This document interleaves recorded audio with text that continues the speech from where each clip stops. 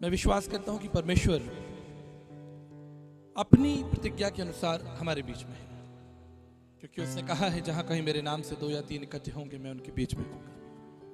ये उसका वायदा है और हम विश्वास करते हैं कि वो हमारे मध्य में है। आज की शाम हम पवित्र शास्त्र बाइबल के कुछ महत्वपूर्ण अध्याय देखेंगे और वचन से सीखेंगे। जब मैंने पवित्र शास्त्र बाइबल का अध्ययन करना शुरू किया आज से कई सालों पहले, तो एक वचन है जो उत्पत्ति की पुस्तक उसका पहला अध्याय और 26 पद में उसने मुझे आकर्षित किया। यह लिखा है, फिर परमेश्वर ने कहा कि हम मनुष्य को अपने स्वरूप और अपनी समानता में बनाएं। ये कितना अद्भुत है, ये कितना अद्भुत है कि परमेश्वर ने सारी संसार की सृष्टि की, लेकिन समानता स्वरूप उसने केवल मनुष्य को दिया। इस संसार में बहुत से जीवित प्राणी हैं, पशु पक्षी हैं, अद्भुत अलौकिक सृष्टि, बड़े पहाड़, नदी नाले, झरने, आकाश में उड़ते हुए पक्षी, सब कुछ अच्छा है। बाइबल कहती है कि जब जब परमेश्वर ने कोई चीज बनाई उसे अच्छा कहा, और ये सब बनने के बाद उसने मनुष्य के लिए जो योजना बनाई उसमें विशेष ये था कि हम मनुष्य को अपनी समानता में बनाएंगे। ये वचन मुझे बड़ा आकर्षित करता है और बड़ा प्रभावशाली है। ये इसलिए प्रभावशाली है क्योंकि ये आज भी जीवित है। अगर आप मेरी दोनों बेटियों को देखें, एक का नाम आरविका है, एक का नाम आर्निका है। जो आर्निका है वो बड़ी बेटी है, उसकी उम्र 13 साल है, और जो आरविका है वो 10 साल की है। और अगर वो मेरे साथ बैठे हो तो आप कहेंगे कि आपकी तरह लगती है। जब हम किसी सभा में जाते हैं तो लोग रोक कर कहते हैं कि पास्टर जी ये आपकी तरह लगती है, बड़ी खुशी होती है। कुछ लोग कहते हैं कि आपकी बेटी आंखें जो हैं वो बिल्कुल आपकी मम्मी के ऊपर गई हैं, तो उसकी मां को भी बहुत अच्छा लगता है। ये आज से 6500 साल पहले परमेश्वर के द्वारा स्थापित एक सुंदर योजना है। आप अपने बच्चों को देखकर भी बड़ा गर्व अनुभव करते हैं कि हमारे बच्चे जो हमारी तरह लगते हैं। मैं देख सकता हूं यहां पर कुछ छोटे छोटे बच्चे बैठे हैं। पास्टर जितेंद्र जी की बेटी भी यहां पर हैं, वो उनकी तरह भी लगती है और सिस्टर जी की तरह भी लगती है। बाइबल कहती है कि परमेश्वर ने मनुष्य को अपनी समानता में बनाया, हमें अपनी समानता दी, अपना स्वभाव, अपना स्वरूप दिया। सब कुछ अच्छा था। और परमेश्वर का वचन कहता है कि परमेश्वर प्रत्येक दिन आदम और हव्वा से मिलने के लिए आते थे। ये और भी उत्तम है और भी अद्भुत है। ऐसा नहीं कि परमेश्वर ने मनुष्य को बनाया और बनाकर भूल गया, या परमेश्वर ने मनुष्य को बनाकर छोड़ दिया। बाइबल कहती है कि प्रत्येक दिन यहोवा परमेश्वर अदन की वाटिका में आदम और हव्वा से मिलने के लिए आते थे। That is powerful. वो परमेश्वर आपसे प्रेम करता है, आपकी चिंता करता है। सब अच्छा रहा, बहुत सुंदर रहा, कहानी आगे बढ़ी। और उसके बाद अगर आप उत्पत्ति की पुस्तक उसका 3रा अध्याय पढ़ें और उसके 24 पद को पढ़ें, मैंने अपनी बाइबल में इसे अंडरलाइन किया हुआ है, रेड लाइन किया हुआ है। यह लिखा है, इसलिए आदम को उसने निकाल दिया। परमेश्वर ने आदम को बनाया, आदम की वाटिका में रखा, सब कुछ उसके लिए तैयार किया गया। पाप आ गया, पाप के द्वारा मनुष्य के परमेश्वर के साथ जो संगति थी वो टूट गई, और उस परमेश्वर को एक निर्णय लेना पड़ा, और ये बहुत भारी निर्णय था। इसमें एक बड़ा दर्शन है, इसे समझिए। बाइबल कहती है कि परमेश्वर प्रेम करने वाला परमेश्वर है। उसने मनुष्य को देखकर अच्छा कहा, उसे अपनी समानता में बनाया, सारी सृष्टि उसने मनुष्य के लिए बनाई। लेकिन अब क्या हो गया कि बाइबल कहती है कि उसने आदम और हव्वा को अदन की वाटिका से निकाल दिया।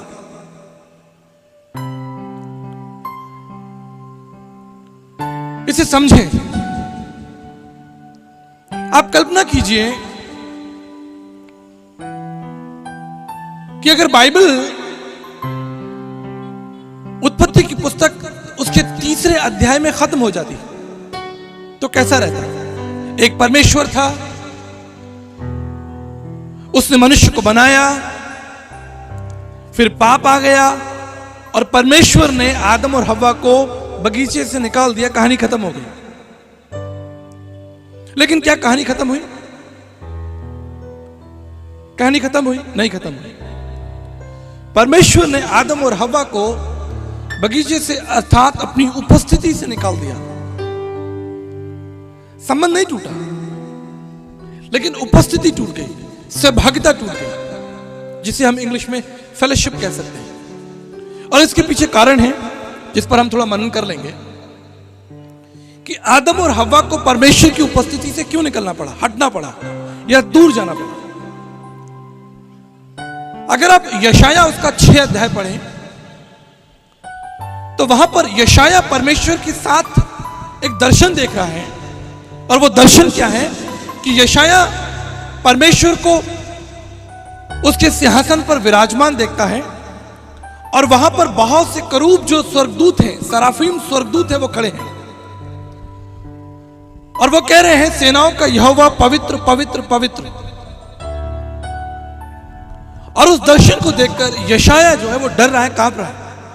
यहां तक कि वो कह रहा है कि हाय मैं मरा जाता हूं, परमेश्वर की उपस्थिति में मरा जाता हूं। I am dying in the presence of God. परमेश्वर का दास है, परमेश्वर का सेवक है। परमेश्वर की पुस्तक को लिखने वाला, यशाया अध्याय को लिखने वाला कह रहा है कि मैं परमेश्वर की उपस्थिति में मरा जा रहा हूं। यहां पर स्वर्गदूत हैं जिनके पास 6 पंख हैं और 2 पंखों से उन्होंने अपने पैरों को ढक लिया है और 2 पंखों से उन्होंने अपनी आंखों को ढक लिया और 2 पंखों से वो जोर जोर से हवा में उड़कर कहते हैं पवित्र पवित्र पवित्र, सेनाओं का यहोवा पवित्र पवित्र पवित्र। यहां पर ध्यान दीजिए, यहां पर स्वर्गदूत ये नहीं कहते हैं प्रेम प्रेम प्रेम, दया दया दया, क्षमा क्षमा क्षमा, नहीं। यहां पर परमेश्वर के लिए जो शब्द इस्तेमाल किया गया है वो पवित्र इस्तेमाल किया गया है। पवित्रता परमेश्वर का पहला नाम है और पहला स्वभाव। The first name of God and the first character of God is his holiness. और इसलिए अदन की वाटिका से आदम और हव्वा को परमेश्वर की उपस्थिति से हटना पड़ा, क्योंकि परमेश्वर पवित्र है और कोई कारण नहीं था। परमेश्वर की पवित्रता इतनी भयानक है कि मनुष्य उसकी कल्पना नहीं कर सकता। ये पवित्रता किसी सफेद रंग या आग जलती हुई ऐसा नहीं है, ये मनुष्य की, it is beyond human imagination. ये परमेश्वर की पवित्रता के बारे में है। मुझे एक सच्चा किस्सा याद आता है। फिजी एक छोटा देश है, आइलैंड है, ऑस्ट्रेलिया और न्यूजीलैंड के बीच में। बहुत छोटा सा आइलैंड है। और एक बार मैं एक फिजी के म्यूजियम में गया, वहां के म्यूजियम को देखने के लिए, और तब वहां पर कुछ पेंटिंग्स लगी थी और तब एक घटना ने मुझे आकर्षित किया। और वो घटना क्या थी? वो घटना ये थी कि आज से कई सालों पहले परमेश्वर के दास, एक सेवक फिजी देश के अंदर सुसमाचार की सेवा करने के लिए गए और उन्होंने सड़कों पर, बाजारों में प्रभु यीशु मसीह का सुसमाचार प्रचार किया। और धीरे धीरे पूरे शहर ने, पूरे राज्य ने, फिजी देश ने प्रभु यीशु मसीह को अपना उद्धारकर्ता प्रभु ग्रहण किया। और यह बात जब फिजी के राजा को पता चली तो उन्होंने परमेश्वर के दास को भवन में बुलाया, उस राजभवन में बुलाया गया, ताकि उस देश का राजा जो है वो उस वचन को सुन सके। वहां पर परमेश्वर के दास ने सेवा की, वचन को सिखाया। और प्रार्थना के दौरान जैसा हम लोग प्रार्थना करते हैं तो किसी के कंधे पर हाथ रखते हैं, किसी के सर पर हाथ रखते हैं, उसे आशीष देने के लिए हाथ रखते हैं। उस परमेश्वर के दास ने फीजी के राजा के सर पर हाथ रखा और प्रार्थना की। और उन्हें यह नहीं मालूम था कि यह फीजी देश का कानून है कि अगर कोई भी व्यक्ति राजा के क्राउन को छुएगा उसे मृत्यु दंड दिया जाएगा। और बड़ी हलचल हो गई क्योंकि यह परमेश्वर का दास था और इसने उस देश के संविधान को तोड़ा है। एक कमेटी बुलाई गई, बड़े बड़े विद्वानों को इकट्ठा किया गया, क्या किया जाना चाहिए। लेकिन उस कमेटी ने निर्णय लिया क्योंकि इसने राजा के क्राउन को छुआ है, उसके ताज को छुआ है, इसे मारा जाए। और फीजी के इतिहास में, क्योंकि वो वचन को उतनी गहराई से नहीं जानते थे, उन्होंने उस परमेश्वर के दास को उबलते हुए पानी में डाल दिया। और जब मैं उस घटना को मनन कर रहा था, मैं तुरंत यशाया के बारे में सोचने लगा कि यशाया भी यह कहता है कि मैं परमेश्वर की उपस्थिति में उसकी पवित्रता में मरा जा रहा हूं। इसको समझिए आप। परमेश्वर वैसा नहीं है जैसा आप सोचते हैं या जैसा समाज परमेश्वर के बारे में कल्पना करता है। उस परमेश्वर का पहला स्वभाव है उसकी पवित्रता। महान अगम में सनातन पवित्र है, उसके तुल्य कोई नहीं। इसे दाऊद कहता है, कौन तेरे पर्वत पर चढ़ सकता है, कौन तेरे पर्वत पर चढ़ सकता है, कौन तेरे सामने खड़ा हो सकता है। स्वर्गदूत, यहां तक कि स्वर्गदूतों ने भी अपनी आंखें बंद कर ली। मूसा ने कहा कि परमेश्वर मैं तुझे देखना चाहता हूं। परमेश्वर ने मूसा से कहा कि यदि कोई प्राणी मुझे देख ले तो वो जीवित नहीं बचेगा। इतना वैभवशाली है उसका प्रकाश, उसका तेज इतना प्रभावशाली है। कल मैं सूर्य के बारे में आपको बता रहा था, सूर्य के तेज के बारे में बता रहा था। सूर्य का प्रकाश पृथ्वी के लिए कितना महत्वपूर्ण है। जब सूर्य का प्रकाश पृथ्वी पर आता है तो पेड़ पौधे प्रकाश संश्लेषण अर्थात फोटोसिंथेसिस प्रोसेस क्रिएट करते हैं, जिसके द्वारा ऑक्सीजन डेवलप होती है और पेड़ पौधे ग्लूकोज बनाते हैं और वो ग्लूकोज कन्वर्ट होकर फूल में या फल में पैदा हो जाता है। सूर्य का प्रकाश पिछले 6,500 साल से लगातार ये पृथ्वी पर और पृथ्वी के हर हिस्से पर प्रकाश जाता है। आप कल्पना कीजिए कि अगर सूर्य का प्रकाश इतना भयानक है, जिसका कोर टेम्परेचर 5000 डिग्री सेंटीग्रेड है, कोर टेम्परेचर जो बाहरी सतह है वो 5000 डिग्री सेंटीग्रेड है। 5000 समझते हैं आप? 50 डिग्री अगर हमारे शहर में हो जाए तो लोग गर्मी पागल हो जाते हैं। And this is 5000 is a core and more than millions of 1000 degree Celsius उसके इनसाइड, उसके भीतर। इसलिए आदम और हव्वा को परमेश्वर की उपस्थिति से हटना पड़ा। लेकिन कहानी यहां खत्म नहीं हुई। हो सकती थी, एक परमेश्वर था जिसने मनुष्य को बनाया, उससे प्रेम किया, मनुष्य ने पाप किया, परमेश्वर ने उसे निकाल दिया, कहानी खत्म हो गई। एक बार एक परमेश्वर के महान दास प्रचार कर रहे थे और मैं उस सभा में था और उन्होंने कहा, A man cannot live without God। एक बड़ी अच्छी किताब भी है कि मनुष्य जो है वो परमेश्वर के बगैर नहीं रह सकता। ये सत्य है। A man cannot live without God। लेकिन आज की शाम मैं इसमें थोड़ा और आगे बढ़ना चाहता हूं। अगर मनुष्य परमेश्वर के बगैर नहीं रहना चाहता, नहीं रह सकता, तो परमेश्वर भी मनुष्य के बगैर नहीं रह सकता। That's a mystery। और ये कहानी खत्म हो सकती थी, लेकिन ये कहानी आगे बढ़ी क्योंकि परमेश्वर भी मनुष्य के बगैर अर्थात आपके बगैर नहीं रहना चाहता। और उसने अपने आप को इस संसार में प्रकट किया। आज मैं उस परमेश्वर के 3 महत्वपूर्ण स्वभाव आपके सामने रखूंगा। उसका जितना वर्णन करूं कम होगा। मैं अगर पूरी रात और पूरे हफ्ते और पूरे महीने भी यहां पर खड़ा रहूं तो हम परमेश्वर की सामर्थ्य, उसके स्वभाव को खत्म नहीं कर सकते। संसार के सारे बुद्धिमान मिलकर भी परमेश्वर को वर्णन नहीं कर सकते। पर 3 महत्वपूर्ण विचार मैं आपके सामने रखूंगा।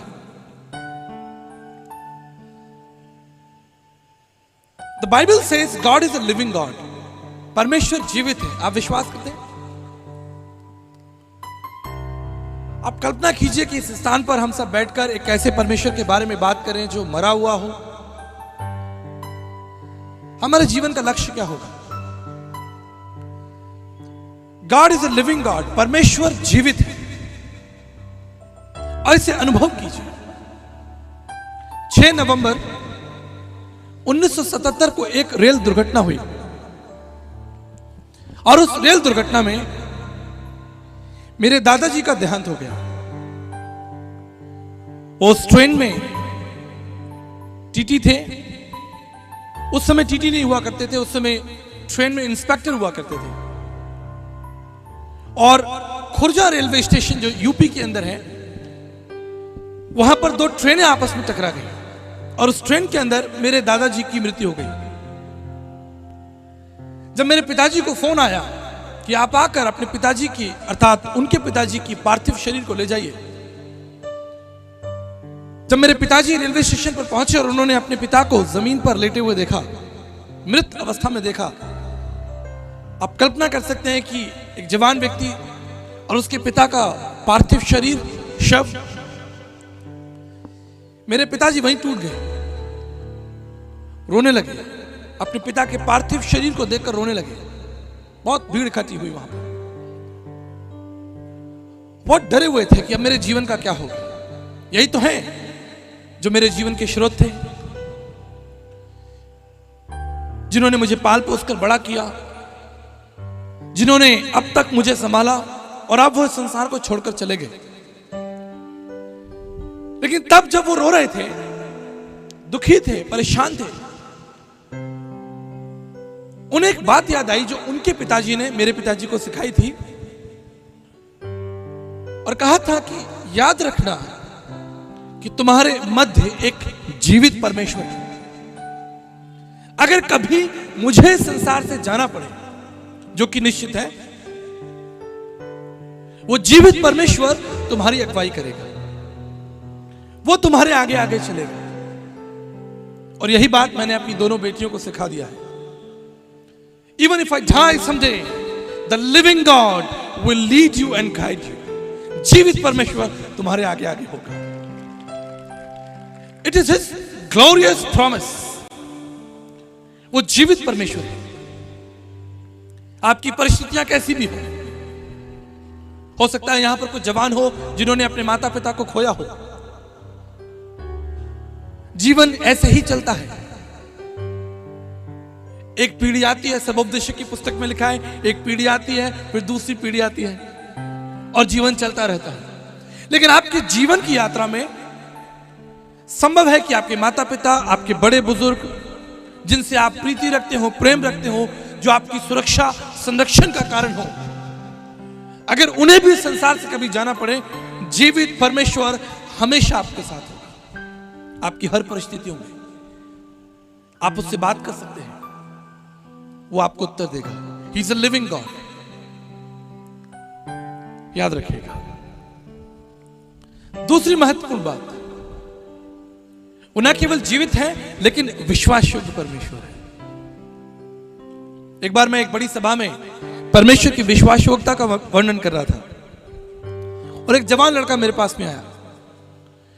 उसने कहा कि आचार्य जी, आज आपने जो कुछ परमेश्वर के बारे में बताया था बहुत उत्तम था, लेकिन एक जगह मुझे शंका है।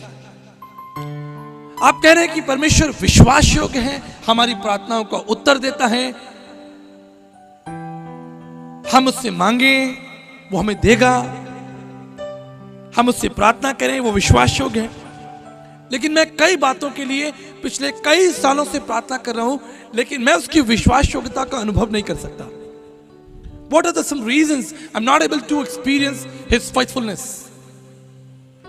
बड़ा गंभीर सवाल था कि अगर आप अपने जीवन में परमेश्वर की विश्वास योग्यता अनुभव नहीं कर रहे तो इसमें कोई मनुष्य क्या कर सकता है? ये आपका और आपके परमेश्वर के बीच का रिश्ता है। लेकिन सवाल बड़ा पेचीदा था कि मैं अपने जीवन में परमेश्वर की विश्वास योग्यता को अनुभव नहीं कर रहा हूं। 5 साल से मैं किस विषयों के लिए प्रार्थना कर रहा हूं, मुझे कोई उत्तर नहीं मिला। हो सकता है कि आज की शाम आप में से भी कुछ लोग हों जो ये कहें कि परमेश्वर जीवित है, ठीक है, प्रेमी है, ठीक है, वो हमें स्वर्ग भी ले जाएगा, ठीक है, लेकिन क्या वो मेरे लिए विश्वास योग्य है? इसे समझ लीजिए। 2 मित्र थे। एक मित्र धनवान था और उसकी राशन की दुकान थी जहां चीनी, चावल या दालें मिलती हैं। और उसका एक दूसरा मित्र था जो गरीब था और घर घर जाकर मक्खन बेचता था, 100 ग्राम, 200 ग्राम, जैसी जिसकी आवश्यकता होती थी। और वो कई बार अपने मित्र की दुकान पर जाता और उसे 1 किलो मक्खन देता और उसके बदले में उसे जो चीजें चाहिए थी, जैसे राशन जो चाहिए था, वो उतने का राशन ले लेता। और ये मित्रता और ये व्यापार कई दिनों तक चलता रहा। एक दिन इस धनवान मित्र ने देखा कि मेरा मित्र जो मुझे मक्खन देकर गया है वो 1 किलो नहीं है, वो 800 ग्राम है, अर्थात 200 ग्राम की चोरी है। तो बड़ा हैरान हो गया। उसने कहा कि कल जब मेरा मित्र मुझे वापस मक्खन देने आएगा तो मैं उसे पकड़ूंगा। और यही हुआ। उसका मित्र उसे मक्खन देने के लिए वापस आया और उसने उसे पकड़ लिया और कहा कि ना तुम एक अच्छे दोस्त हो, ना अच्छे व्यापारी हो, यू आर नॉट फेथफुल, आप विश्वास योग्य नहीं हो। तो ये जो गरीब व्यापारी था जो मक्खन बेचता था, ये डर गया। बोला मुझे क्या हो गया? उसने कहा कि आपका ये जो मक्खन है ये 1 किलो का नहीं है, ये 800 ग्राम का है। तो ये गरीब व्यापारी रोने लगा, इसकी आंखों में आंसू आ गए। उसने कहा अपने मित्र से कहा कि मेरे मित्र, मैं तुमसे क्षमा चाहता हूं क्योंकि मैं तुम्हारी तरह एक धनवान व्यापारी नहीं हूं और मेरे पास एक अच्छा तराजू नहीं है। I'm not a rich business person like you and I do not have a scale weight machine जिससे मैं अपने मक्खन को तुम्हारे लिए तोल सकूं। मैंने क्या किया था कि मैंने तुम्हारी ही दी हुई एक चीनी को, 1 किलो की चीनी को अपना बाट बनाया था। आप समझ रहे हैं? वो पिछले 6 महीने से उसी की 1 किलो चीनी के पैकेट से अपने मक्खन को तोलकर उसे दे देता था। मेरे प्रियो, अगर किसी वजह से मैं परमेश्वर की विश्वास योग्यता को या आप परमेश्वर की विश्वास योग्यता को अनुभव नहीं कर रहे, रुके, मनन करें, चिंतन करें, अपने जीवन को परखें। वो विश्वास योग्य है इसलिए आप प्रत्येक दिन सूरज को देखते हैं। वो विश्वास योग्य है इसलिए आज भी पृथ्वी में जब कोई बीज बोया जाता है तो वो बीज पेड़ बनकर, फल बनकर पैदा होता है। वो विश्वास योग्य है इसलिए चारों मौसम पृथ्वी पर आते हैं। लेकिन अगर आप विश्वास योग्यता का अनुभव नहीं कर रहे तो इस पर मनन कीजिए, चिंतन कीजिए। He is a living God, He is a faithful God। और तीसरा महत्वपूर्ण प्रभु का स्वभाव, He is a omnipotent God, powerful God। ये मुझे बड़ा आकर्षित करता है। परमेश्वर सामर्थी है, माना कि वो जीवित है, माना कि वो विश्वास योग्य है, लेकिन अगर वो सामर्थी ना हो तो मैं उस परमेश्वर से क्या अपेक्षा रख सकता हूं?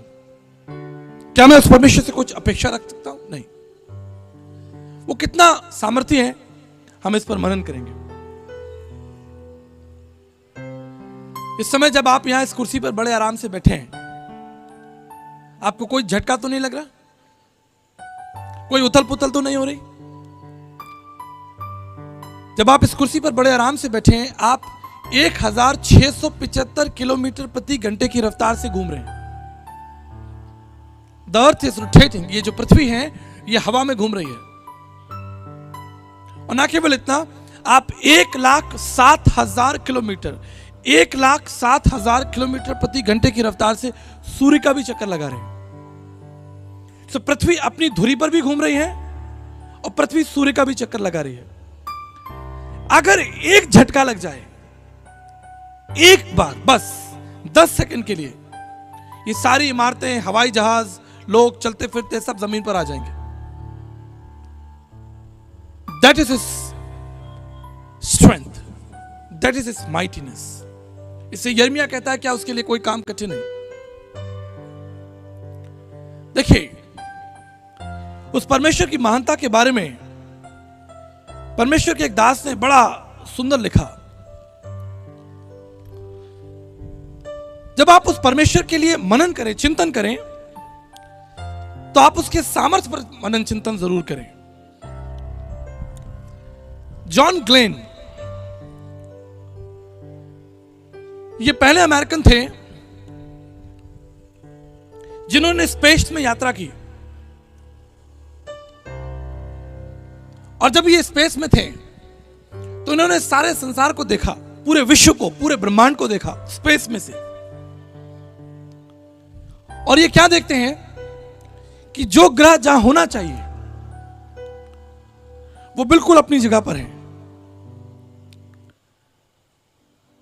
जो विषय और वस्तु पृथ्वी पर, जो चीज जहां होनी चाहिए वो आज भी वही है।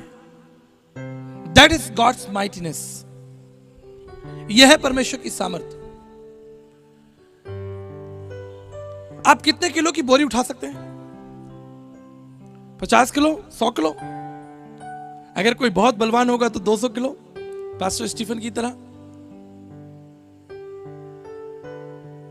आप जानते हैं इस पृथ्वी का वजन कितना है?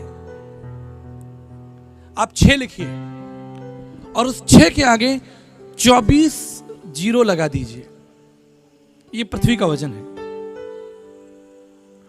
और इसलिए परमेश्वर के दास जॉन ग्लेन, जो अमेरिकन साइंटिस्ट थे, वो कहते हैं, I believe in a mighty God who not only created the universe but he holds everything together. मैं केवल एक ऐसे परमेश्वर में विश्वास नहीं करता जिसने ब्रह्मांड को बनाया हो, लेकिन मैं ऐसे परमेश्वर में विश्वास भी करता हूं जो इसे थामे रखता है। इतना सामर्थी परमेश्वर। इसी परमेश्वर का वचन कहता है कि क्या तुम मुझे मनुष्यों की तरह सोचते हो?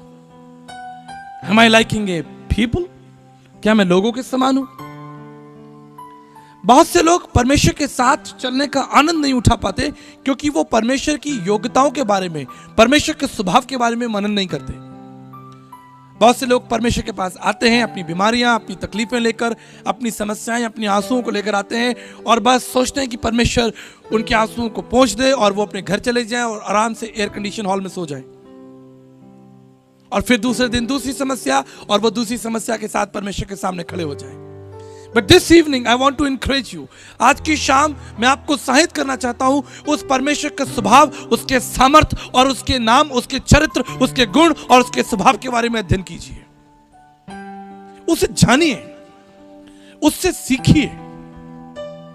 बाइबल कहती है He loved us, उसने पहले हमसे प्रेम किया। उसने पहले हमसे प्रेम किया और अपनी समानता में बनाया। पहला यूहन्ना 4:19 ये मुझे हमेशा आकर्षित करता है। पहले उसने हमसे प्रेम किया। मैं कभी कभी अपनी बेटियों को तंग करता हूं और पूछता हूं, डू यू लव मी? मैं उनका हाथ पकड़ता हूं, उनसे पूछता हूं, क्या तुम मुझसे प्रेम करती हो? तो मेरे बच्चे कहते हैं, हम करते हैं, आपसे प्रेम करते हैं। क्यों? आप जानते हैं क्यों? क्योंकि पहले मैंने उनसे प्रेम किया। जब वो छोटे बच्चे थे, हम उन्हें घर लाए। उन्होंने पहले दिन से हमें देखना शुरू किया, ये कौन है, समझना शुरू किया। मेरी पत्नी उन्हें खाना देती, उन्हें साफ करती, उन्हें कपड़े पहनाती, और धीरे धीरे वो बच्चे हमें पहचानने लगे।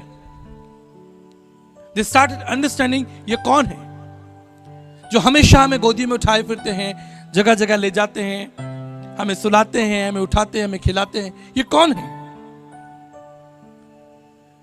ठीक इसी तरह अगर आज आप परमेश्वर से प्रेम करते हैं, इसके पीछे कारण है क्योंकि पहले परमेश्वर ने आपसे प्रेम किया है। उसका प्रेम पहला है। और देखिए, जब पाप आ गया तो उसने अपने दरवाजे बंद नहीं कर लिए। अब आदम और हव्वा परमेश्वर के पास नहीं आ सकते, लेकिन परमेश्वर आदम और हव्वा के पास में जा सकता है। उसने अपने आप को शून्य कर दिया, उसने अपने आप को शून्य कर दिया, अपनी महिमा, अपने वैभव, अपने प्रकाश को शून्य कर दिया। यह अलौकिक है, यह महान है। उसने अपने तेज को कम कर दिया। यह वही परमेश्वर है जिसने मूसा से कहा कि अगर कोई प्राणी मुझे देख ले तो वो जीवित नहीं रहेगा। यह वही परमेश्वर है जिसके बारे में लिखा है कि उसके सामने स्वर्गदूत अपनी आंखें बंद कर लेते हैं। और आज यह परमेश्वर मनुष्यों के बीच में चल रहा है। आज यह परमेश्वर कोड़ियों को छू रहा है, कोड़ी उसे छू रहे हैं, अंधे उसे छू रहे हैं, भीड़ उसके ऊपर गिरी पड़ रही है, धक्का मुक्की हो रही है। मछुआरों के साथ वो उस किश्ती में बैठकर समुद्र और नदियों में जा रहा है, जिसे कोई देख नहीं सकता, जिसे कोई छू नहीं सकता, जिसके निकट कोई नहीं जा सकता, आज वो हमारे निकट है। That's a mystery। ये रहस्य है। इस रहस्य को समझिए। इस रहस्य में ही हमारे लिए अनंत जीवन है, इस रहस्य में ही हमारे लिए मुक्ति है, इस रहस्य में ही हमारे लिए स्वर्ग है। The God became man and dwelt among us। परमेश्वर मनुष्य बन गया और हमारे बीच में उतर आया। मेरे प्रियो, दो वचन मैं आपके सामने रखता हूं। व्यवस्था विवरण उसका 10 अध्याय 14 पद और भजन संहिता 24:1। यहां लिखा है, सुन, स्वर्ग और सबसे ऊंचा स्वर्ग और जो कुछ उसमें है वो यहोवा परमेश्वर का है। स्वर्ग और सबसे ऊंचा स्वर्ग। जो लोग हवाई जहाज में यात्रा करते हैं वो जानते हैं कि जब हवाई जहाज 35,000 फुट पर चला जाता है तो वहां ऑक्सीजन नहीं होती, लेकिन फ्लाइट का जो मैकेनिकल सिस्टम है उसके अंदर आपके लिए ऑक्सीजन है और आप बड़ी आराम से वहां बैठकर दाएं बाएं देखिए, आप देखेंगे कि वहां पर चारों तरफ बादल ही बादल हैं। स्वर्ग वहां से शुरू हो जाता है। जब पृथ्वी की सीमा समाप्त है वहां से स्वर्ग शुरू हो जाता है। और सबसे ऊंचा स्वर्ग जहां परमेश्वर विराजमान है और जो कुछ इस ब्रह्मांड में है वो सब किसका है? यहोवा परमेश्वर का है। Everything belongs to God. इस ब्रह्मांड के अंदर लाखों करोड़ों अरबों ग्रह और उपग्रह हैं जिन्हें आप काउंट नहीं कर सकते। आज इतने वर्षों के बाद में भी वैज्ञानिक नासा केवल 4% यूनिवर्स को खोज पाई है, केवल 4%। 96%, 96% ब्रह्मांड जो है वो अगम्य है और उसे कभी कोई व्यक्ति नहीं जान सकता। इतना विराट है। परमेश्वर ने मनुष्य को अलाउ किया कि थोड़ा बहुत जान सकें ताकि हम उसकी महिमा कर सकें।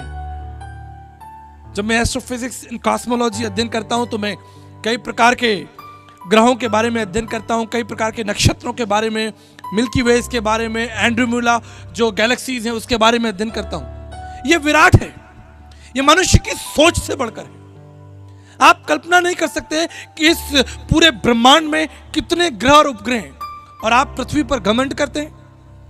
लोग अपने छोटे छोटे देश बनाकर लकीरें खींचकर घमंड करते हैं, ये मेरा देश, ये उसका देश। मैं आपको बताना चाहता हूं कि अगर पटियाला शहर के अंदर एक सुई छिपा दी जाए, क्या आप उसे ढूंढ सकते हैं? मान लीजिए पूरे पटियाला शहर के अंदर कहीं सुई छुपा दी जाए और आपसे कहा कि जाकर उस सुई को ढूंढिए, क्या आप ढूंढ पाएंगे? कभी नहीं ढूंढ पाएंगे। ना जाने वो किसी नाले के अंदर पड़ी हो, किसी मैदान के अंदर पड़ी हो। ठीक इसी तरह पूरे ब्रह्मांड में, पूरे विश्व में पृथ्वी की स्थिति ऐसी ही है। पृथ्वी कोई बहुत बड़ा ग्रह नहीं है, इससे बड़े बड़े ग्रह हैं। आप 13 लाख पृथ्वियां, 13 लाख पृथ्वी सूर्य के अंदर डाल सकते हैं, अर्थात सूर्य पृथ्वी से 13 लाख गुना बड़ा है, 13 लाख गुना बड़ा। और हम छोटी मोटी जमीनों के लिए लड़ाई लड़ते हैं।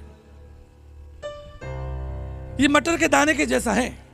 जैसे आपके सामने एक मटर का दाना है, ठीक इसी तरह परमेश्वर के सामने ये पृथ्वी मटर के दाने से भी छोटी है, कुछ नहीं है। कॉस्मोलॉजिकल स्टडीज के अकॉर्डिंग भी पृथ्वी कोई बहुत बड़ा ग्रह नहीं है। नॉर्थ पोल से साउथ पोल की दूरी केवल 13,000 किलोमीटर है, ओनली 13,000 किलोमीटर, दैट्स इट। ये कोई बहुत बड़ा ग्रह नहीं है, इससे बड़े बड़े ग्रह हैं, इससे लाखों। वीनस की बात कीजिए, आप कैंक्री 55 की बात कीजिए। अगर मैं इसको बखान करूं तो पूरी रात हो जाएगी, मुझे वचन पर वापस आना पड़ेगा। इतना सामर्थी परमेश्वर है जिसके कह देने से यह पूरा ब्रह्मांड अस्तित्व में आ गया और पृथ्वी पर उसने जीवन दिया। जीवन केवल पृथ्वी पर ही है, इसलिए क्योंकि पृथ्वी पर जो पानी है वो 3 फॉर्म में है, सॉलिड है, लिक्विड और गैस। पूरे यूनिवर्स में किसी भी प्लेनेट के ऊपर पानी इस प्रक्रिया में नहीं है। पूरे यूनिवर्स में कहीं भी आप किसी ब्रह्मांड में जाकर आप बीज बोएंगे, वहां पर पेड़ पैदा नहीं होगा, क्योंकि ये आशीष केवल पृथ्वी को परमेश्वर ने दी है। कितना प्रेम वो आपसे करता है, कितनी चिंता वो आपकी करता है। उसने आपके लिए बिल्कुल एक सही ग्रह बनाया है जिस पर आप जीवित रह सके। आप सोचिए कि अगर सूर्य पृथ्वी के थोड़े पास हो तो आप जल जाएंगे, अगर सूर्य पृथ्वी से दूर चला जाए तो ये पूरी पृथ्वी ठंडी हो जाएगी और आप मर जाएंगे। What a right calculation. 15 crore kilometre की दूरी पर परमेश्वर ने सूर्य को स्थापित किया ताकि ये आपको उतना प्रकाश दे जितना आपके लिए जरूरत है। यह है परमेश्वर की सामर्थ्य, यह है उस परमेश्वर की भव्यता। और हम उस परमेश्वर के पास क्यों आते हैं? छोटी मोटी बीमारियों, तकलीफें और चिंताओं लेकर।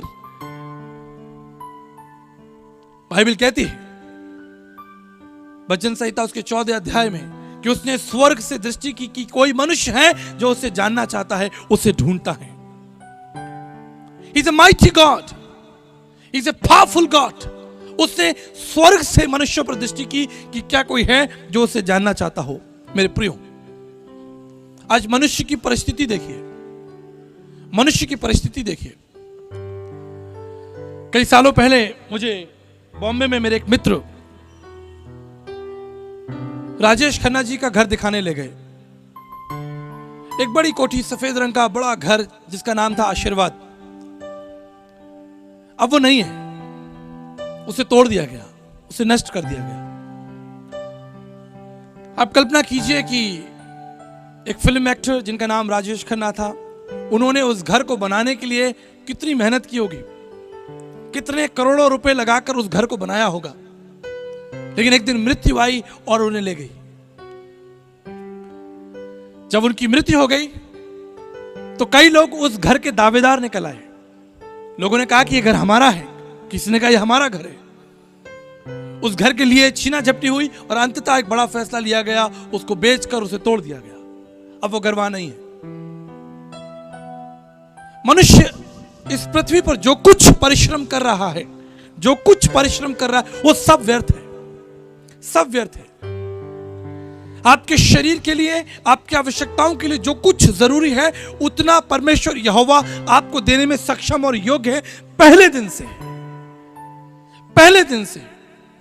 लेकिन आज मनुष्य इकट्ठा कर रहा है। मैं चंगेज खान के बारे में अध्ययन कर रहा था। कितने लोग चंगेज खान को जानते हैं? He was a mighty king. और उसने एक निर्णय लिया कि मैं इस पूरी पृथ्वी पर राज्य करूंगा।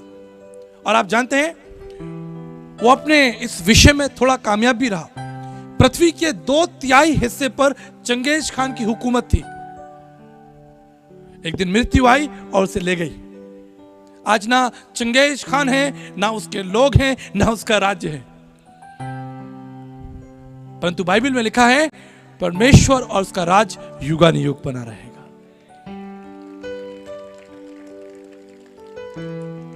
उस परमेश्वर के राज्य के बारे में, द किंगडम ऑफ गॉड, उसके बारे में अध्ययन करना शुरू कीजिए। आप बहुत बारों की बातें, बहुत चीजों में अध्ययन करते हैं, लेकिन समय निकालिए और परमेश्वर के अनंत राज्य, जो सनातन से सनातन काल का राज्य है, उस राज्य के बारे में अध्ययन करना शुरू कीजिए। आज सुबह मैं चर्च में बता रहा था कि हमारा परमेश्वर सब बातों का परमेश्वर, वो आपकी चिंताएं, आवश्यकताओं को जानता है। लेकिन ऐसा ना होने दें कि आप उस परमेश्वर के पास केवल अपनी बीमारियां, अपनी तकलीफें, अपनी समस्याएं लेकर ही घूमते रहें और एक समय निकल जाए कि आप उस परमेश्वर की महानता, उसकी सिद्धता, उसके पराक्रम को ना जान पाए। मेरे पास कई लोग आते हैं, पास्टर साहब प्रार्थना कर दीजिए। क्या प्रार्थना करनी है? ये बीमारी है, तकलीफ है, ये चिंताएं हैं, ये घर नहीं बन रहा। लेकिन बहुत कम लोग आते हैं जो आकर कहते हैं कि पास्टर साहब प्रार्थना कीजिए, मैं उस परमेश्वर की महानता का अध्ययन करना चाहता हूं, मैं उस परमेश्वर को अनुभव करना चाहता हूं, मैं उस परमेश्वर के नाम, उसके स्वभाव और उसकी योजनाओं को जानना चाहता हूं। बहुत कम लोग आते हैं। शायद 2 या 3 लोग आते हैं, पास्टर साहब प्रार्थना कीजिए हमारी इन आवश्यकताओं के लिए। अरे ये आवश्यकताएं तो परमेश्वर ने आपके लिए पहले ही बना दी थी। बाइबल कहती है भजन संहिता 24:1 में, पृथ्वी और जो कुछ उसमें है वो सब यहोवा परमेश्वर का है और उसने सब कुछ आपको दे दिया है। Everything he has given to you. उसे जाने, उसे प्राप्त करें, उसके निकट आए। मुझे एक घटना याद आई और बड़ी सुंदर घटना है। एक बार एक धनवान व्यक्ति जो अपने बच्चे को एक अच्छी शिक्षा देना चाहता था, उसने अपने बच्चे को एक बहुत अच्छे हॉस्टल में एडमिशन करा दिया। और एक दिन इस बच्चे का जन्मदिन था, तो इस धनवान व्यक्ति ने हॉस्टल के मैनेजर को फोन करके कहा कि आज मेरे बेटे का जन्मदिन है, एक अच्छी पार्टी रखो, एक अच्छा कार्यक्रम करो और मैं पैसे भेज रहा हूं और सब बच्चों के लिए दावत करो और सबको गिफ्ट दो और मेरे बच्चे के लिए अच्छे कपड़े खरीदो। पिताजी के आज्ञा के अनुसार मैनेजर साहब ने एक बड़ी पार्टी रखी। शाम को सारे बच्चे इकट्ठे हुए, अच्छे अच्छे कपड़े पहनकर उस कार्यक्रम स्थल पर आ गए और उस बच्चे को वहां लाया गया जिसका जन्मदिन था। जब वो उस स्थान पर आया, उसने देखा कि उसकी बाईं ओर सब प्रकार के इनाम, पुरस्कार, गिफ्ट, अच्छी चीजें रखी हुई हैं और दाईं तरफ बहुत अच्छे अच्छे खाने हैं। सब लोग उसके लिए हैप्पी बर्थडे का गाना गा रहे थे। वहां एक बड़ा केक भी था, सब कुछ अच्छा था। तभी वो बच्चा रोने लगा। तो मैनेजर साहब ने कहा कि इतनी अच्छी पार्टी है, ये सारे बच्चे यहां पर हैं, सब कुछ इतना सुंदर है, आप क्यों रो रहे हो? उस बच्चे ने अपने जेब में हाथ डाला और अपने पिता का फोटो निकाला और कहा कि काश इस स्थान पर मेरे पिताजी होते, मुझे गले लगाते, मुझे प्यार करते, क्योंकि ये सब चीजें उन्हीं के द्वारा ही हैं। That's a mystery. आज मनुष्य गाड़ी, घोड़ा, घर, संसार की तमाम चिंताओं में उलझाए और जो स्रोत है, जो जीवन का स्रोत है, उसके बारे में हम बात नहीं कर रहे, उसके बारे में अध्ययन नहीं कर रहे। जितने जवान यहां पर हैं, मैं उन्हें प्रेरित करना चाहता हूं, परमेश्वर के स्वभाव के बारे में अध्ययन कीजिए, उसकी सामर्थ्य के बारे में अध्ययन कीजिए, उसके चरित्र के बारे में अध्ययन कीजिए, उसके कार्य करने की शैली के बारे में अध्ययन कीजिए, उस परमेश्वर की महानता का अध्ययन कीजिए। आप देखेंगे कि आपके जीवन से एक सामर्थ्य प्रकट होगा, आप और परमेश्वर के निकट आएंगे। That's the beauty. हमारा परमेश्वर चाहता है कि हम उसे जानें, यह उसकी प्रबल इच्छा है। उसने स्वर्ग से मनुष्यों पर दृष्टि की और कहा, क्या कोई बुद्धिमान है जो उसे ढूंढता है, उसे ढूंढता है। मेरे प्रियो, आज जब हम इस स्थान पर हैं, मेरे और आपके लिए जरूरी है कि हम उस परमेश्वर को जानें, क्योंकि वो परमेश्वर सब भलाइयों का स्रोत है, शांति का स्रोत है, सुरक्षा का स्रोत है। कल मैंने आपको बताया कैसे परमेश्वर ने मुझे एक बड़ी दुर्घटना से बचाया। He is a God of safety। आप अपनी सुरक्षा के लिए उससे प्रार्थना कर सकते हैं, अपने जीवन की शांति के लिए प्रार्थना कर सकते हैं। बाइबल कहती है He is a God of peace। वो शांति देने वाला परमेश्वर है। मुझे एक घटना याद आती है मर्लिन मैनरो के बारे में। कहा जाता है कि मर्लिन मैनरो अमेरिका की सबसे खूबसूरत अभिनेत्री थी। She was a film actress. उसे बड़ी बड़ी सभाओं में बुलाया जाता। हजारों लोग मर्लिन मैनरो को देखने के लिए आते, उसके साथ फोटो खिंचाने के लिए आते।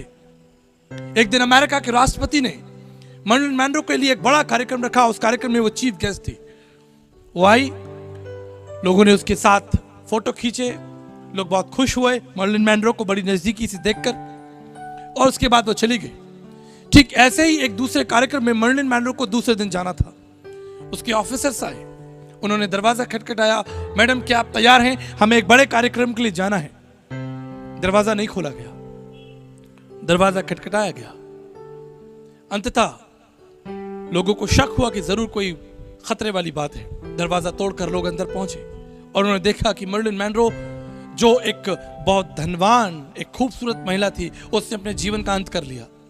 इससे पहले वो अपने जीवन का अंत कर रहे, उसने एक पत्र लिखा। उसने कहा, वो मेरे पास सब कुछ है जो मनुष्य चाहता है, सिवाय एक चीज, मेरे जीवन में शांति नहीं है। I do not have piece in my life. परमेश्वर का वचन प्रभु यीशु मसीह, बाइबल कहती है, जब वो स्वर्ग में जा रहा था, उसने अपने हाथों को उठाया और कहा कि मैं तुम्हें अपनी शांति दिए जाता हूं जो संसार तुम्हें नहीं दे सकता। I give you my peace. उसकी शांति आपको सुरक्षा देगी। स्टीव जॉब्स, आप में से कितने लोग एप्पल का फोन यूज करते हैं? एक महान वैज्ञानिक जिसने अपना सारा समय एप्पल कंपनी में लगा दिया, बेहतर से बेहतर फोन तैयार करने में। उसके जीवन का एक लक्ष्य था कि मैं दुनिया के हर एक आदमी के हाथ में एप्पल फोन दूं। That was his commitment. मैं सबसे सामर्थी, सबसे ताकतवर टेक्नोलॉजी दूंगा जिसके आगे सारी कंपनियां फेल हो जाएंगी। उसने दिन रात मेहनत की और बेहतर से बेहतर एप्पल फोन्स या एप्पल कंप्यूटर्स तैयार किए। एक दिन अचानक पता चला कि उसे कैंसर है। उसे हॉस्पिटल में एडमिट करा दिया गया। डॉक्टर ने कहा कि मिस्टर स्टीव, आपके पास अब बहुत कम समय है। आप इस संसार में केवल कुछ दिनों के मेहमान हैं। आप जानते हैं, अपने उस मृत्यु शैया पर जब वो उस स्थान पर लेटा था, उसने एक खत लिखा। उसने कहा कि मैंने अपना सारा जीवन इस टेक्नोलॉजी को, इस साइंस को, इस विज्ञान को, इस व्यापार को दे दिया, और अब जब मैं मर रहा हूं, मैं परमेश्वर के बारे में सोच रहा हूं। मेरे प्रियो, राजा सुलेमान कहता है, हे जवान, अपनी जवानी के दिनों में अपने सृजनहार परमेश्वर को याद कर ले।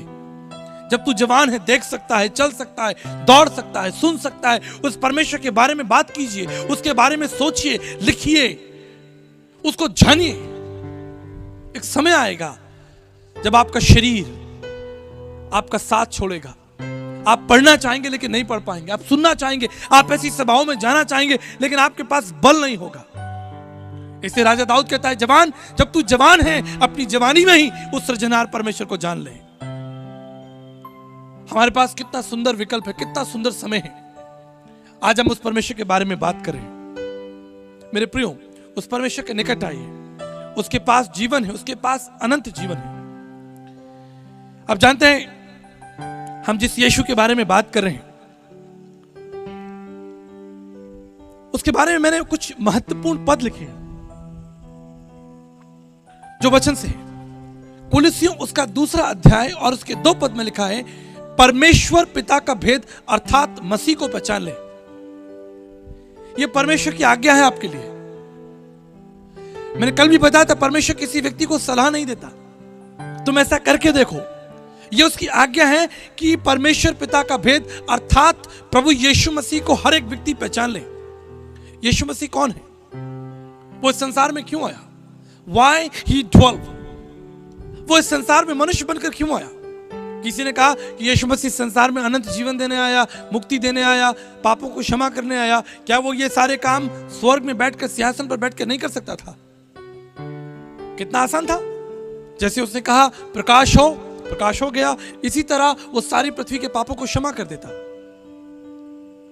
आपको अनंत जीवन स्वर्ग से बैठकर ही दे देता। लेकिन इसके सिद्धांत को समझिए, इसके सिद्धांत को समझिए कि वो संसार में मनुष्य बनकर क्यों आया, इसकी आवश्यकता क्या थी। आप कल्पना कीजिए कि अगर आपका कोई मित्र जिससे आप बहुत प्रेम करते हो और अगर वो किसी संकट में हो, किसी दुर्घटना में हो, आप क्या करेंगे? जिससे आप बहुत प्रेम करते हैं, जिससे आप कम प्रेम करते हैं, उससे आप एक व्हाट्सएप कर देंगे, मैसेज कर देंगे, एक फोन कर देंगे। लेकिन अगर आप उससे बहुत प्रेम करते हैं तो आप क्या करेंगे? आप उसके पास जाएंगे, आप दौड़कर उसके पास जाएंगे। यही तो रहस्य है। उसने हमसे पहले प्रेम किया। 1994 में ओलंपिक हो रहा था। सारे धावक तैयार थे दौड़ने के लिए। 400 मीटर की दौड़ थी। डेरिक रेडबॉर्न नाम का एक धावक था जो उस दौड़ को जीतना चाहता था। दौड़ शुरू हुई, सारे धावक दौड़ने लगे। डेरिक थोड़ी दूर दौड़ा और जमीन पर गिर गया क्योंकि उसके पैर की हड्डी टूट गई थी। बहुत दुखी हो गया। उसके सारे साथी जो उसके साथ थे वो आगे निकल गए। डेरिक उस दौड़ को हार गया। 63,000 लोग, 63,000 पीपल उस स्टेडियम के अंदर बैठे थे। जो विजेताओं के लिए ताली बजा रहे थे, जो जीत गए थे उनके लिए ताली बजाई जा रही थी। लेकिन एक व्यक्ति दौड़कर रेडिक के पास में आया, डेरिक रेडमाउंट के पास में दौड़कर आया। उसने उसे गले लगाया, उसके आंसुओं को पोंछा। उसने विजेता पर ध्यान नहीं दिया, उसने उस हारे हुए व्यक्ति पर ध्यान दिया। उसके आंसुओं को पोंछा, उसे गले लगाया। डेरिक ने मुड़कर देखा और कहा, पिताजी आपका धन्यवाद कि आप मेरे लिए आए। उसने अपने पिताजी से एक निवेदन किया। उसने कहा, पिताजी मैं ये दौड़ हार चुका हूं, I have lost this race, लेकिन अब मेरी एक प्रार्थना है, मैं इस दौड़ को पूरा करना चाहता हूं। उसके पिताजी ने उसे अपना कंधा दिया, उसका सारा बोझ लेकर उसको वहां तक ले गया जहां वो दौड़ खत्म होनी थी। मेरे प्रियो, यह है परमेश्वर के प्रेम का रहस्य। जब उसने हमें उस कठिन परिस्थिति में देखा, मृत्यु में देखा, दुख और पीड़ा में देखा, उसने सलाह नहीं भेजी, वो खुद उतर कर आ गया, मनुष्य बन गया, अपने आप को शून्य कर दिया। आप जानते हैं इस संसार का सबसे बड़ा मिरेकल क्या है? लोग कहते हैं कि यीशु मसीह ने लाजर को जिंदा कर दिया, ये सबसे बड़ा मिरेकल है। ये मिरेकल नहीं है, ये तो परमेश्वर का स्वभाव है। इस संसार का सबसे बड़ा मिरेकल है कि उस अगम में सनातन पवित्र परमेश्वर ने अपने आप को शून्य कर दिया और हमारे बीच में 33.5 साल तक रहा। That is the mystery, that is the biggest miracle on this planet. इससे अगम में, इससे सनातन, इससे भव्य क्या हो सकता है कि जिसने संसार को बनाया हो वो संसार में चल रहा हो, लोग उसे देखें, उसे छुएं, उससे बातचीत करें। एक दिन एक कोढ़ी यीशु मसीह के पास में आया। हम कोढ़ के बारे में जानते हैं कि अगर कोई व्यक्ति कोढ़ी को छूता है तो उसे डर होता है कि मैं भी कोढ़ी ना हो जाऊं। यह सामाजिक दुविधा है।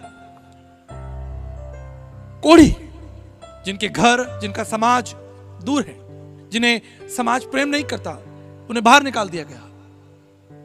वो यीशु मसीह के पास में आया। उसने कहा, प्रभु मैं जानता हूं कि आप मुझे शुद्ध कर सकते हैं, आप मुझे बताइए कि यीशु मसीह ने लाजर को कैसे जिंदा किया। यीशु मसीह ने कहा लाजर कब्र से बाहर निकल, और लाजर जिंदा हो गया बाय हिज वर्ड्स। लेकिन जब इस कोढ़ी की बात आई तो बाइबल कहती है उसने अपना हाथ बढ़ाकर उसे छुआ। That's a mystery. वो बोलकर भी चंगा कर सकता था, लेकिन हाथ बढ़ाकर उसने अपना पहला प्रेम प्रकट किया कि कितना वो प्रेम करता है। वो उसको बोलकर चंगा कर सकता था, लेकिन हाथ बढ़ाने का मतलब है कि उसने उससे प्रेम किया। मेरे प्रियो, आज भी वो परमेश्वर अपना हाथ बढ़ाकर आपसे प्रेम करता है। आज भी वो आपका दाहिना हाथ पकड़कर आपके साथ साथ चलने को तैयार है। आज भी वो जीवन के हर मार्ग में आपकी अगुवाई करने को तैयार है। आज भी वो जीवित, पराक्रमी और सामर्थ और अगम्य परमेश्वर है। आप उसके साथ चलें, आनंद लें। बाइबल कहती है वह तो अदृश्य परमेश्वर का प्रतिरूप और सारी सृष्टि में पहला था और सारी वस्तुएं उसके द्वारा सृष्टि हुई। कुलसी उसका पहले अध्याय 15-16 में लिखा है। पहला यूहन्ना 3:5 में लिखा, वो इसलिए प्रकट हुआ कि वो पापों को हर ले। ये जो विषय है पापों को हर ले, ये बड़ा ही महत्वपूर्ण है। ये काम केवल परमेश्वर कर सकता है। भारतीय दर्शन में लिखा है, तद रक्तम परमात्मम पुण्यदान बल्यागनम सर्व पाप परिहरो रक्त प्रक्षणम आवश्यम। स्वयंभू सृष्टिकर्ता प्रजापति यगा यज्ञसम यगो यगा, वो परमेश्वर समस्त मानव जाति के लिए एक यज्ञ करेगा और इस यज्ञ में स्वयं अपना लहू बहाएगा। भारतीय दर्शन की अमूल्य प्रार्थना थी, अस्तोमा सद्गमय थमसोमा ज्योतिर्मय मृत्युमाम रथमय। भारतीय दर्शन के तत्वदर्शियों ने कहा, जाऊं कहां तज चरण तुम्हारे, काको नाम पवित्र पावन कहियति दीन प्यारे, देव धनुज मुनि नाग मनुज सब माया विवश विचारे। प्रभु हम कहां जाएं? कौन हमें शुद्ध कर सकता है? कौन हमारे पापों के लिए अपना रक्त बहा सकता है? दर्शन शास्त्र कहता है, तद रक्तम परमात्मम पुण्यदान बल्यागनम, समस्त मानव जाति के लिए स्वयंभू सृष्टिकर्ता परमेश्वर अपना रक्त बहाएगा। यह किसी मनुष्य के रक्त से या किसी भेड़ बकरियों के रक्त से नहीं हो सकता। हमारी प्रार्थनाएं स्वर्ग में पहुंच गई। जो कुछ प्रार्थनाएं पृथ्वी पर की गई वो स्वर्ग में पहुंच गई। और इब्रानियों उसका 10 अध्याय उसके 5 पद में लिखा है, और परमेश्वर ने कहा एक देह तैयार की जाए, और वो इस देह में संसार में आ गया आपकी अगुवाई करने के लिए, आपको अनंत जीवन देने के लिए, आपके पापों को हरने के लिए, आपकी बुराइयों को दूर करने के लिए। मेरे प्रियो, मैं अंतिम उदाहरण देकर आपके लिए प्रार्थना करना चाहता हूं। जब एक हवाई जहाज आसमान में उड़ता है और कई बार डेंस फॉग होता है। डेंस फॉग का मतलब कि पायलट को अब कुछ दिख नहीं रहा और उसे पृथ्वी पर उतरना है, लैंड करना है। पीछे 300 यात्री बैठे हैं और पायलट को नहीं मालूम कि एयरपोर्ट कहां है। बड़ी दुविधा है। अब वो क्या करे? आप जानते हैं वो क्या करते हैं? उसके कंप्यूटर पर, उसके स्क्रीन में, उसके पैनल में एक सॉफ्टवेयर है जिसे कहते हैं कैट 3 लैंडिंग, ब्रावो लैंडिंग। अब वो समय आ गया है जब वो मनुष्य, वो पायलट अपनी आंखों से और अपनी सोच और अपनी बुद्धि से जहाज को नीचे नहीं उतार सकता। अब समय आ गया है कि वो उस बटन को दबा देता है जिसे ब्रावो लैंडिंग या कैट 3 लैंडिंग भी कहते हैं, और उस जहाज के जो सेंसर हैं वो खुल जाते हैं और वो एयरपोर्ट को सेंस करने लगते हैं कि एयरपोर्ट कहां पर है। और धीरे धीरे सॉफ्टवेयर के माध्यम से, उस वैज्ञानिक प्रणाली के माध्यम से वो जहाज एयरपोर्ट की तरफ मुड़ जाता है। पायलट चुपचाप बैठा है, कुछ नहीं कर रहा, उसे कुछ नहीं दिख रहा। इसे डेंस फॉग, चारों तरफ अंधेरा है या मान लीजिए बादल ही है, उसे कुछ नहीं मालूम। बड़े विश्वास से बैठा है। जहाज के सॉफ्टवेयर काम करते हैं, वो उस स्थान को ढूंढ लेते हैं और धीरे धीरे उस जहाज को रनवे पर ले आते हैं और जहाज रनवे पर उतर जाता है। जीवन एक यात्रा है। आपके जीवन में कई बार आपको धुंधलाहट होगी, आपको कुछ नहीं मालूम कि आपको क्या करना है, कहां जाना है। आपको कुछ नहीं मालूम कि आप किसकी अगुवाई लें। बाइबल कहती है यहोवा परमेश्वर जीवित और सामर्थी है, उसका वचन तुम्हारी ढाल है। नीति वचन 3:5 में लिखा है, संपूर्ण मन से यहोवा परमेश्वर पर विश्वास रख, वो तेरे लिए सीधा मार्ग निकालेगा। वचन संहिता 32:8 में लिखा है, the God will lead you and guide you and strengthen you. जीवन एक यात्रा है। उस परमेश्वर का स्वागत कीजिए, उसके साथ चलिए। मुझे मालूम है कि जब आप यहां बैठे हैं, आपके पास बहुत सी छोटी छोटी समस्याएं होंगी, पारिवारिक, मानसिक, आर्थिक बीमारियां। लेकिन मैं आज आपको उत्साहित करना चाहता हूं कि आज आप अपने बारे में सोचना छोड़कर उस परमेश्वर की महानता के बारे में मनन करना शुरू कीजिए। मैं आपको गारंटी देता हूं, विश्वास दिलाता हूं, आपकी आधी से ज्यादा समस्याएं परमेश्वर की महानता का अध्ययन करने से ही चली जाएंगी। आधी बीमारियां, आधी समस्या और उससे भी अधिक परमेश्वर के स्वभाव पर मनन करने से ही चली जाएंगी। आप अपने आप को हल्का और मजबूत पाएंगे। आप अध्ययन करके देखिए, ऐसी डायरियां बनाइए, उसके बारे में लिखिए। मैं आपकी बाइबल देखकर बता सकता हूं आप परमेश्वर से कितना प्यार करते हैं। Let me tell you very frankly, आपकी बाइबल बताएगी कि आप परमेश्वर से कितना प्रेम करते हैं। If your Bible is in a bad shape, अगर आपकी बाइबल की हालत, आप समझ रहे हैं, अगर आपकी बाइबल की हालत खराब है तो आप सही मार्ग पर हैं। लेकिन अगर आपकी बाइबल नई है, साफ है, बिल्कुल ताजा है, तो आप गलत मार्ग पर हैं। आप समझ रहे हैं मैं क्या कह रहा हूं? Read the word of God, it has power, it has anointing, it has grace, it has eternal life, it has strength of God. इसे पढ़े, इसके निकट आए। मैं आपके लिए प्रार्थना करना चाहता हूं।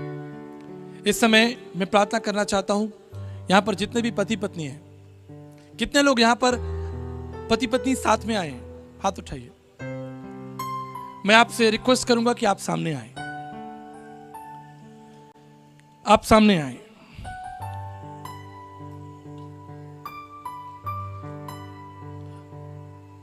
आज हम रिश्तों की चंगाई के लिए प्रार्थना करेंगे। पति पत्नी के लिए प्रार्थना करेंगे। आगे आइए, जितने भी यहां पर कपल्स हैं सामने आए। आप हाथ पकड़े, अपने जोड़े से आप खड़े हो जाएं, आराम से आए। There's lot of space.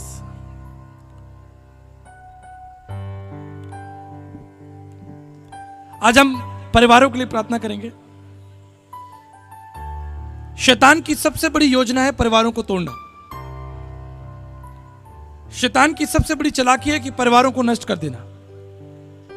और आज हम परमेश्वर के वचन की सामर्थ्य से शैतान की चालाकियों को नष्ट करेंगे।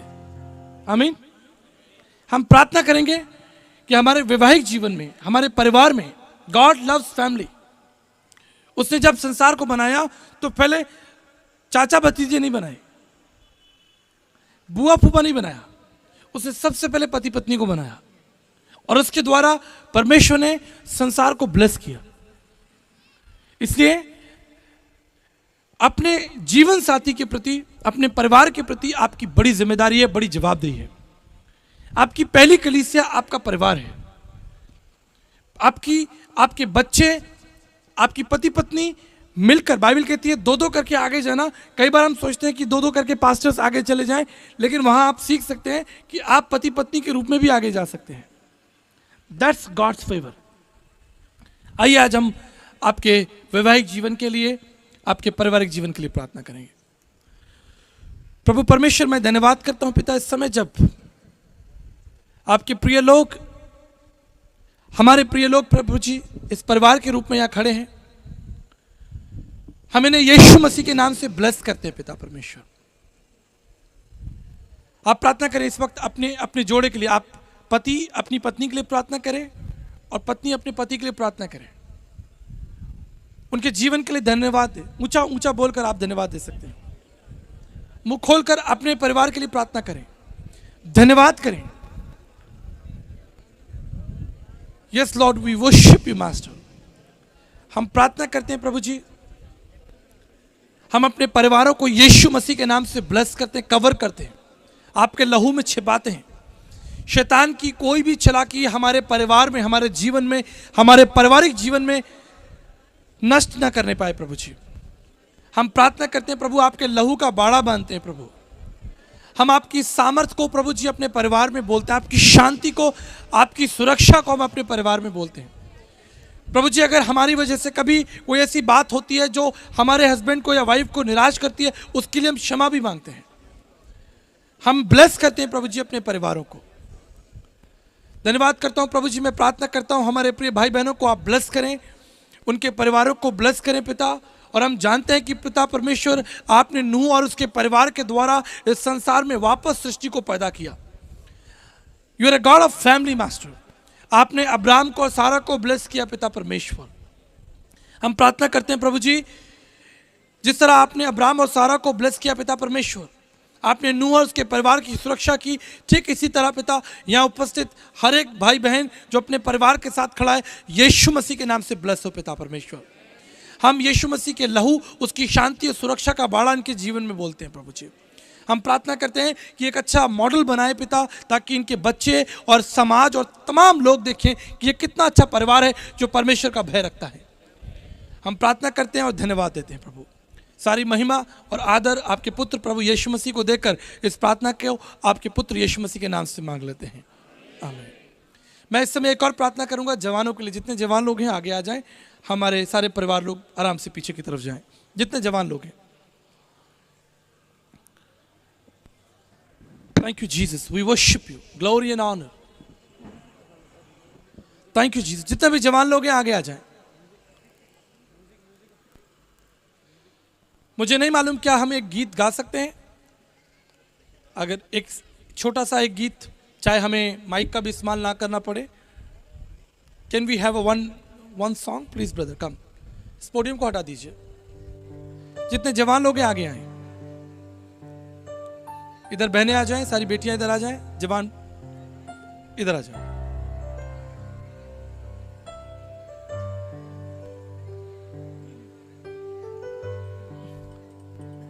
आपको मालूम है जब यीशु मसीह बालक था, जब उस केवल 12 साल का था, वो कहां था? मंदिर में बैठा था। और याजकों से बात कर रहा था। और जब वो जवान हुआ थैंक यू तो वो सेवा में लग गया। बाइबल कहती है, यीशु मसीह ने कहा, Father I have brought the glory to you by finishing the work you gave me to do. पिता, जो काम तूने मुझे दिया है उससे पूरा करके मैंने तेरी महिमा की है। आपका जीवन परमेश्वर की महिमा के लिए होना चाहिए। आपका जीवन अनमोल है, इसे नष्ट ना करें गलत मार्ग में जाकर, गलत विचारों के द्वारा। Use your life for the gods glory. अपने जीवन को परमेश्वर की महिमा के लिए इस्तेमाल कीजिए, उसके बारे में जानिए, सीखिए। मैं आपके लिए प्रार्थना करूंगा।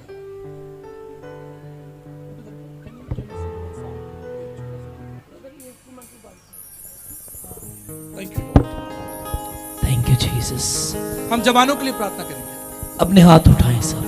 Thank you. ये जीवन थैंक यू मास्टर। तुझको देते हैं, सारा आदर We give you glory now. तुझको देते हैं।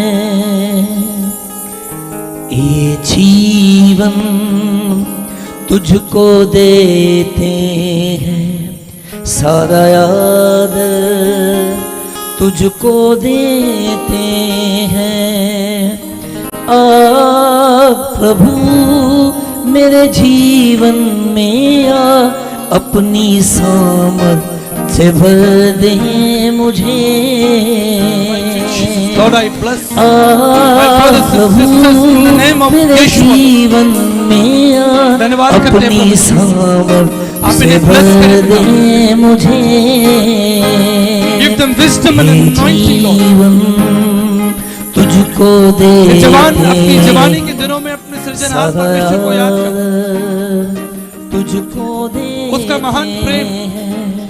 हे जीवन तुझको देते अपने जीवन को प्रभु के लिए कमिट कीजिए। वो जीवित परमेश्वर देते वो आपसे प्रेम करता है। प्रभु मेरे जीवन में आ, अपनी सामर्थ्य से भर दे मुझे। गाएंगे एक बार। प्रभु मेरे जीवन में आ, अपनी सामर्थ्य से भर दे मुझे। एक लाइन सभी गाएंगे। ये जीवन तुझको देते हैं, सारा तुझको देते हैं। ये जीवन तुझको देते हैं, सारा तुझको देते हैं। प्रभु परमेश्वर, मैं धन्यवाद करता हूं इन जवानों के लिए। पिता परमेश्वर, आप इन्हें बुद्धि और समझ का आत्मा दे पिता। इन्हें जीवन के जिस मार्ग में चलना है प्रभु जी, इनकी अगुवाई कर। आपने कहा कि मैं तुम्हें बुद्धि दूंगा और मैं तुम्हारी अगुवाई करूंगा। प्रभु जी, हर प्रकार की बुराई से, शैतान की हर चालाकी से पिता परमेश्वर इनका जीवन बचा रहे, इनका जीवन पवित्र हो, आपको ग्रहण योग्य हो। प्रभु जी, जब समय आए आप इन्हें महान सेवक और सेविकाओं के रूप में इस्तेमाल करें पिता। हम प्रार्थना करते हैं प्रभु जी, हम आपको ये सारे जवान जो यहाँ खड़े हैं हम आपको देते हैं प्रभु जी। रिसीव देम, आप इन्हें ग्रहण करें पिता परमेश्वर। दाऊद के समान, सुलेमान के समान पिता परमेश्वर आप इन्हें ब्लेस करें पिता परमेश्वर। दानियल के समान, एस्तर के समान पिता परमेश्वर आप इन्हें अनॉइंट करें, इनसे बातचीत करें पिता, वचन के द्वारा इनसे बातचीत करें पिता। अपने दास और दासियों के द्वारा, गीतों और गवाहियों के द्वारा अपने बातचीत करें। ये अपने माता पिता के अधीन रहे। बाइबल कहती है कि जब हम अपने माता पिता के अधीन होते हैं तो हमें लंबी आयु देता है, वो हमें ब्लेस करता है। हमारा जीवन पवित्र और कोमल हो पिता परमेश्वर। हर प्रकार के घमंड, लालच और बुराइयों से प्रभु जी आप हमारी रक्षा करना। और पिता, जो मार्ग जीवन का मार्ग है उसमें हमें लेकर चलना। मैं धन्यवाद करता हूं प्रभु जी, इन सारे जवानों को आपके चरणों में सौंपता हूं। आप इन्हें ब्लेस करें पिता परमेश्वर। इनकी पढ़ाई लिखाई, इनकी नौकरी, इनके भविष्य, इनके जीवन के हर मार्ग में आप इनके प्रभु ठहरे। आप इनकी अगुवाई करें पिता परमेश्वर। ये मेरी प्रार्थना है और ये मेरा विश्वास आपके पुत्र यीशु मसीह के नाम से मांगते हैं, आमीन। आमीन। हाथों को उठा करके हाँ, आमीन। Thank you, Jesus.